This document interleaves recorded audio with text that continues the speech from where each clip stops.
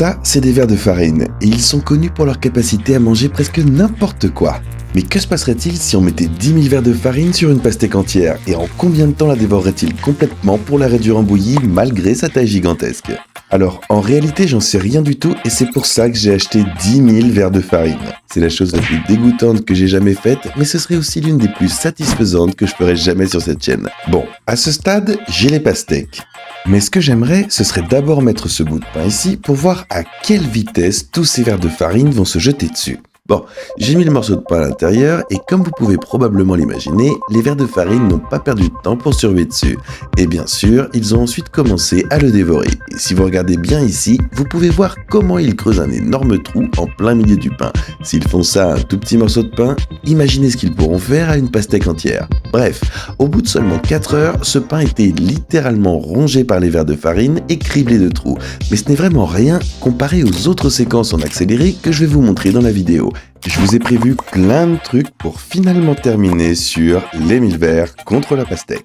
Mais ne croyez pas que ce qui procède soit ennuyeux, car on va commencer par des sangsues. Ouais, vous avez bien entendu. En fait, pour mon tout premier timelapse, je suis parti acheter 5 véritablement énormes sangsues. Les sangsues vivent généralement à l'état sauvage et s'accrochent à des proies qui ne se doutent de rien pour leur sucer le sang. Et comme j'ai 5 de ces sangsues et qu'elles sont en captivité, ça va me permettre de réaliser des séquences en timelapse incroyables où on les voit vider de la substance un objet servant de nourriture. Et le tout à mesure que les sangsues grossissent. Si vous avez déjà regardé ma vidéo sur l'élevage des sangsues de compagnie, vous savez qu'elles aiment passer la quasi-totalité de leur temps sous l'eau. Et c'est pourquoi je vais installer un aquarium pour cette expérience. Je vais rapidement remplir ce bac avec de l'eau pour pouvoir y mettre les sangsues et commencer notre expérience. Bon, j'ai mis chacune de ces 5 sangsues à l'intérieur et j'ai posé un couvercle dessus pour qu'elles ne s'échappent pas. Et tout de suite, on voit qu'elles se mettent toutes à nager sous l'eau. Un petit peu comme le font les serpents. Ouais, c'est un peu bizarre franchement, mais dès qu'elles veulent arrêter de nager, elles remontent vers la vitre et s'y accrochent en utilisant l'extrémité de leur corps comme une ventouse en gros. Donc c'est plutôt cool en fait. Mais pour la nourriture que je vais donner à ces bestioles, c'est ce morceau de foie de bœuf. Bon, d'accord. Pourquoi ne pas simplement jeter cette chose gluante et dégoûtante là-dedans et voir combien de temps il faut pour que ces sangsues deviennent énormes? La première étape consistait donc à faire en sorte que les sangsues mordent dans ce morceau de viande, ce qui est assez facile. Il suffit de prendre le morceau de viande avec une pince à épiler et de l'approcher du museau des sangsues jusqu'à ce qu'elles s'y accrochent. La qualité de l'eau s'est vraiment dégradée à cause du foie de bœuf. J'ai donc décidé de laisser les sangsues manger le foie de bœuf hors de l'eau. Car dans la nature, c'est comme ça qu'elles préfèrent se régaler. Et même si quelques sangsues se sont un petit peu détachées du morceau de viande et ont commencé à s'enfuir, 3 d'entre elles sont restées accrochées, ce qui m'a permis de les observer pendant qu'elles se mettaient à manger. On peut littéralement les voir contracter leur gorge de haut en bas alors qu'elles utilisent leurs dents pour broyer la viande. Et après, elles l'aspirent comme un smoothie dans leur corps. Les choses ne se sont pas déroulées comme prévu, car sortie de nulle part, cette sangsue a décidé de se détacher du morceau de viande, puis elle s'est mise à ramper au hasard. Ensuite, les 2 autres sangsues ont décidé de se détacher elles aussi. L'une s'est enfoncée dans le morceau de viande, tandis que l'autre s'est simplement éloignée en rampant. Mais c'est pour ça que j'adore les timelapses. On capture juste les trucs intéressants et aléatoires, juste comme ça. Mais même ces sangsues sont loin d'être aussi intéressantes que le timelapse qui va suivre. C'est pourquoi lors de notre deuxième timelapse, nous allons filmer des coléoptères carnivores. Ouais, vous avez bien entendu, des coléoptères carnivores, appelés ainsi parce que ce sont des coléoptères qui mangent de la chair. Laissez-moi vous montrer pourquoi c'est si impressionnant. Il y a ici quelques coléoptères carnivores adultes, mais la plupart des spécimens présents en sont encore au stade larvaire, ce qui signifie qu'ils ont en réalité encore plus faim que d'habitude. Et tu vois, ces insectes sont géniaux, parce qu'ils peuvent littéralement dévorer la chair des animaux jusqu'à ne laisser qu'un squelette. Alors ouais, je vais essayer de filmer ça en timelapse. Et j'ai des milliers de coléoptères nécrophages ici. Si je mettais mon doigt là-dedans, il se transformerait probablement en squelette. En fait, tu sais quoi? Je me demande ce qui se passerait si je mettais un morceau de croquette pour chien là-dedans. Et je crois que je vais faire un petit timelapse assez vite. J'ai mis la croquette dedans et oh là là là. Tout ce que je peux dire, c'est que ça va devenir intéressant avec ces coléoptères. Et si vous vous posiez la question, ça ne leur a pas pris longtemps pour se ruer sur cette croquette. Vous voyez, ce sont des friandises que j'achète pour mon chien Jet. Et elles sont faites à partir de vrais morceaux de bœuf de première qualité, ce que Jet adore, mais cela explique aussi pourquoi ces larves de coléoptères carnivores les adoraient elles aussi. C'était assez dingue de voir qu'après que quelques-uns de ces coléoptères se soient accrochés à la croquette, presque tous les autres ont rapidement suivi jusqu'à ce que ce morceau de croquette ne soit littéralement plus qu'un morceau de croquette. Pour l'instant, c'est juste un morceau de chair vivante grignoté par ces coléoptères. En fait, il y en a vraiment trop là-dessus. Oh mon dieu mec, ces bestioles ont vraiment faim. Je les ai tous secoués parce que, si on se souvient bien, la raison principale pour laquelle j'ai acheté ces coléoptères, c'est que je veux voir s'ils sont capables de réduire un animal en squelette rien qu'en lui dévorant la chair. Et je veux pas qu'ils se gavent avec ça. Vu que ce morceau de croquette n'était là que depuis une dizaine de minutes, les coléoptères ont déjà bien avancé en dévorant plein de petits morceaux partout. Bref, pour le plat principal que je vais servir à ces petits gars, j'ai une tête de canard. Non, sérieux, une tête de canard. Ouais, et on va voir s'ils peuvent la transformer en crâne de canard blanc.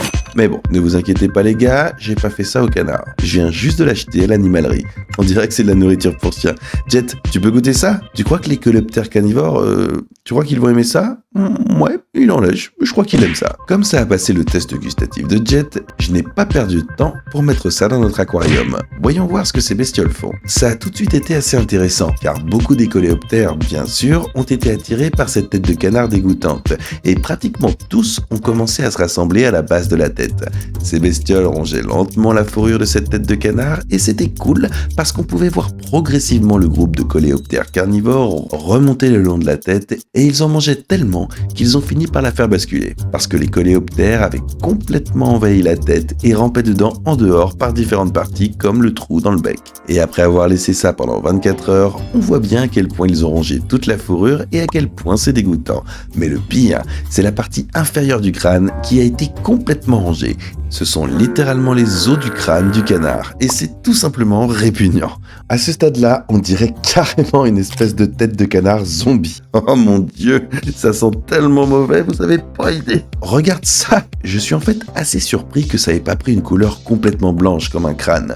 Je sais que ces coléoptères font parfois ça, mais je suppose que c'est logique. C'est juste de la nourriture pour chiens, en quelque sorte. Bref, regarde-moi dans quel état c'est. Bref, ces petits bonhommes vont sans aucun doute enrichir ma collection d'animaux de compagnie.